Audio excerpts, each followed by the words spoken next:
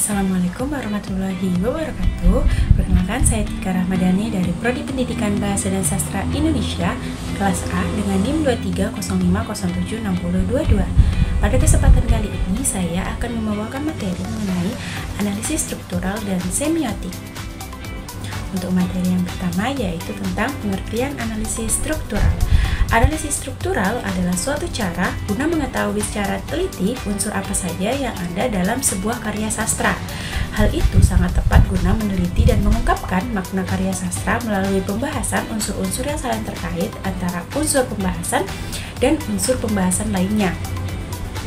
Pada dasarnya, analisis struktural melibatkan pemahaman terhadap struktur dan bagaimana struktur tersebut mempengaruhi fungsi dari suatu objek atau sistem. Melalui analisis tersebut dapat dipastikan bahwa suatu objek atau sistem memiliki keamanan yang memadai. Kemudian ada tujuan analisis struktural. Dalam menelaah karya sastra, analisis struktural berguna untuk mengungkap unsur-unsur pembentuk yang berkaitan dengan satu sama lain. Unsur-unsur dalam karya sastra tersebut tidak dapat berdiri sendiri, melainkan saling terkait sebagai suatu sistem.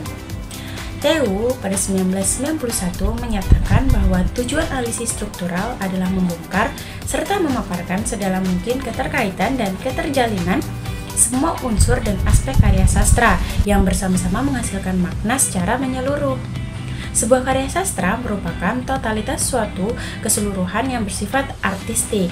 Sebuah totalitas yang terdapat dalam karya sastra mempunyai unsur-unsur yang saling berkaitan satu dengan yang lain secara erat dan saling menguntungkan. Selanjutnya ada penggunaan analisis struktural. Dalam analisis struktural terbagi menjadi dua, yaitu unsur fisik dan unsur batin. Yang pertama ada struktur fisik. Yang pertama yaitu ada tipografi, adalah tata letak penulisan dalam puisi yang mempengaruhi cara membaca dan memahami puisi. Berikut beberapa elemen dalam tipografi. Yang pertama ada tata letak, yang kedua ada jenis huruf, dan yang ketiga ada penekatan dan nuansa. Yang kedua ada diksi, adalah pilihan kata yang tepat untuk menyatakan sesuatu dan mengungkapkan ide atau gagasan. Diksi memiliki kegunaan, yaitu menggambarkan ide dan menambah nilai estetis. Yang ketiga yaitu ada imaji, yaitu adalah penggunaan kata-kata yang menciptakan gambaran mental atau sensoris di benak pembaca. Jenis-jenis imaji sendiri antara lain imaji visual atau penglihatan, imaji auditif atau pendengaran, imaji taktil atau perabaan, imaji olfaktori atau penciuman, dan imaji gustatif atau pengecap. Yang keempat ada majas atau gaya bahasa, adalah gaya bahasa yang digunakan untuk menyampaikan makna dengan cara kiasan, ibarat, ataupun perumpamaan. Berikut jenis-jenis majas atau gaya bahasa dalam puisi. Yang pertama ada majas perbandingan yang terdiri dari metafora, simile, dan personifikasi. Yang kedua ada majas pertentangan yang terdiri dari hiperbola dan litopes. Yang keempat yaitu ada kata konkret, merupakan kata-kata yang menggambarkan objek atau benda yang nyata dan dapat dirasakan oleh panca indera. Fungsi kata konkret yaitu menciptakan gambaran yang jelas, meningkatkan daya tarik, serta memperkuat makna. Yang keenam yaitu ada versifikasi, adalah unsur yang berkaitan dengan keindahan dan struktur penyajian puisi yang meliputi ritme, rima, dan metro. Selanjutnya ada penggunaan analisis struktural secara struktur batin. Yang pertama ada tema, adalah pokok pikiran atau dasar cerita, gagasan pokok atau inti yang ingin disampaikan oleh penyair melalui karyanya. Yang kedua ada rasa, adalah sikap atau ungkapan emosional penyair terhadap inti permasalahan yang berada dalam puisinya. Yang ketiga ada nada, adalah sikap penyair terhadap pembaca yang memiliki kaitan erat dengan tema dan rasa. Berikut adalah beberapa jenis nada dalam puisi. Yang pertama ada nada puitis, yang kedua ada nada sentimental, yang ketiga ada nada ironis, yang keempat ada nada inspiratif, dan yang kelima ada nada reflektif. Kemudian yang keempat ada amanat, yaitu pesan atau nilai moral yang ingin disampaikan oleh penyair kepada pembaca. Amanat ini bisa diperoleh baik secara tersurat maupun tersirat. Selanjutnya yaitu ada konsep struktur dan sistem dalam analisis struktural. Analisis struktural dalam karya sastra berfokus pada hubungan antara unsur-unsur dalam teks yang membentuk sebuah kesatuan yang bermakna.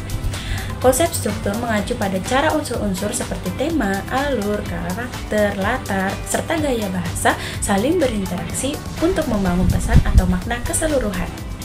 Setiap unsur tidak terdiri sendiri, melainkan terhubung dalam sebuah pola tertentu yang menciptakan kesatuan naratif.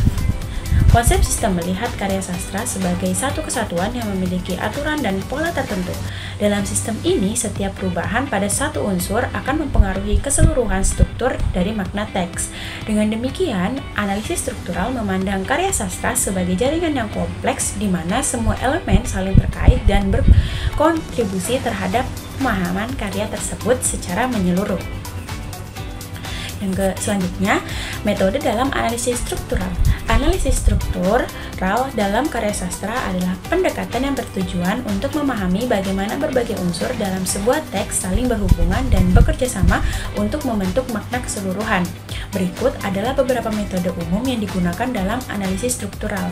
Yang pertama ada analisis unsur intrinsik, yaitu metode ini melibatkan identifikasi dan analisis unsur-unsur dasar dalam puisi, seperti tema atau gagasan pokok, diksi atau pilihan kata, imaji atau citraan yang diciptakan melalui kata-kata, irama atau pola bunyi, dan majas atau gaya bahasa. Yang kedua yaitu ada analisis hubungan internal, fokus pada bagaimana elemen-elemen puisi seperti diksi, imaji, dan rima saling berhubungan untuk membentuk keseluruhan makna. Yang ketiga ada analisis struktural dengan teori linguistik. Pendekatan ini menganalisis struktur bahasa seperti pilihan kata, susunan kalimat, serta penggunaan simbol atau tanda-tanda bahasa. Selanjutnya ada model aktan dalam puisi. Model ini lebih jarang digunakan dalam puisi, namun bisa membantu dalam puisi naratif, di mana ada tokoh atau aktor yang saling menjalankan peran tertentu. Subjek puisi atau penyair atau pembicara bisa dilihat sebagai aktor yang berinteraksi dengan ide, emosi, atau objek lain di dalamnya. Yang kelima ada analisis makna semantik, mencakup analisis mendalam terhadap kata dan frasa. Puisi seringkali menggunakan kata-kata yang kaya dengan konotasi dan simbolisme. Menganalisis makna kata secara semantik akan membantu memahami lapisan makna tersembunyi, metafora, dan simbol dalam puisi. Yang keenam yaitu ada analisis level deskriptif, melibatkan analisis fungsi elemen-elemen dalam puisi seperti fungsi rima dalam menciptakan suasana atau bagaimana imaji digunakan untuk mengekspresikan perasaan tertentu. Selanjutnya yaitu ada pengertian semiotik. Secara etimologis, istilah semiotik berasal dari kata Yunani semion yang berarti tanda. Tanda itu sendiri didefinisikan sebagai suatu yang atas dasar konvensi sosial yang terbangun sebelumnya dapat dianggap mewakili sesuatu yang lain. Semiotik juga mempelajari hakikat tentang keberadaan suatu tanda. Tanda yang terdapat dalam media sejatinya bukan merupakan tanda yang alami, tetapi telah dilakukan sebuah konstruksi pada media sehingga menghasilkan sebuah tanda tersebut. Selanjutnya ada sistem tanda. Sistem tanda dalam bahasa Inggris, system merupakan konsep semiotika bahasa-bahasa pada bidang linguistik. Krida Laksana dalam Kushanti 2005 menuliskan bahwa bahasa merupakan sistem tanda. Bahasa selalu mempresentasikan sesuatu dari yang abstrak sampai yang konkret. Bahasa biasa menjadi tanda sesuatu yang abstrak, misalnya senang, sedih, marah, kesal, dan lain sebagainya. Di sisi lain, bahasa juga merupakan tanda dari benda-benda nyata seperti halnya kata pohon yang berarti tumbuhan dengan batang dan daun kayu. Kata meja yang berarti sebuah mebel atau perabotan yang memiliki permukaan datar dan kaki-kaki sebagai penyangga. Kemudian ada sistem tanda menurut Ferdinand de Saussure. Membagi tanda menjadi dua, yaitu signifier atau citra bunyi dan signifier atau konsep, dan dikatakannya bahwa hubungan antar keduanya adalah arbitrer. Maksud dari arbitrer sendiri yakni imaji, bunyi, dan konsep sebagai tanda bahasa berhubungan secara mana suka atau sewenang-wenang. Relasi sinkronis dan diakronis. Sinkronis dan diakronis adalah dua pendekatan yang berbeda dalam mempelajari bahasa, dan keduanya memiliki peran yang penting dalam memahami sejarah dan perkembangan bahasa. Sinkronis adalah pendekatan yang mempelajari bahasa pada suatu titik waktu tertentu. Dalam pendekatan ini, peneliti menganalisis struktur dan sistem bahasa pada saat itu. tanpa mempertimbangkan perubahan sejarah yang terjadi sebelumnya. Contoh, jika kita menggunakan pendekatan sinkronis dalam mempelajari bahasa Indonesia, kita akan menganalisis tata bahasa, kosakata, dan struktur kalimat yang digunakan saat ini. Kita akan melihat bagaimana kata-kata digunakan dalam konteks tertentu dan bagaimana tata bahasa digunakan untuk menyusun kalimat yang benar. Selanjutnya ada diakronis. Diakronis adalah pendekatan yang mempelajari perubahan bahasa dari waktu ke waktu. Dalam pendekatan ini, peneliti menganalisis sejarah dan perkembangan bahasa dari masa lalu hingga saat ini. Contohnya, jika kita menggunakan pendekatan diakronis dalam mempelajari bahasa Indonesia, kita akan melihat bagaimana bahasa ini berevolusi dari bahasa Melayu kuno hingga menjadi bahasa yang digunakan saat ini. Kita akan melihat perubahan dalam kosakata, tata bahasa, dan struktur kalimat dari masa ke masa. Selanjutnya ada analisis struktural semiotik. Analisis struktural semiotik merupakan pengembangan dari kajian struktural yang menitikberatkan proses analisis pada aspek intrinsik puisi. Model analisis struktural semiotika beranggapan bahwa karya sastra atau puisi merupakan struktur ketandaan yang bermakna. Semiotika merupakan ilmu yang mempelajari sistem tanda.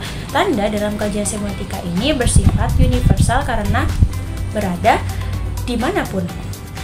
Sistem semiotik ini tidak terlepas dari konsep ketandaan yang dijelaskan oleh C.S. Peirce dalam Endraswara 2013 yang menjelaskan 3 hal penyebab adanya tanda, yakni yang pertama tanda itu sendiri, yang kedua hal yang ditandai, dan yang ketiga sebuah tanda baru yang terjadi dalam batin penerima tanda. Hubungan antara tanda yang ditandain akan menghasilkan sebuah interpretasi baru dalam benak penerima tanda, yakni tanda baru yang diciptakan oleh penerima tanda. Itu saja yang dapat saya sampaikan. Saya akhiri. Wassalamualaikum warahmatullahi wabarakatuh. Bye-bye.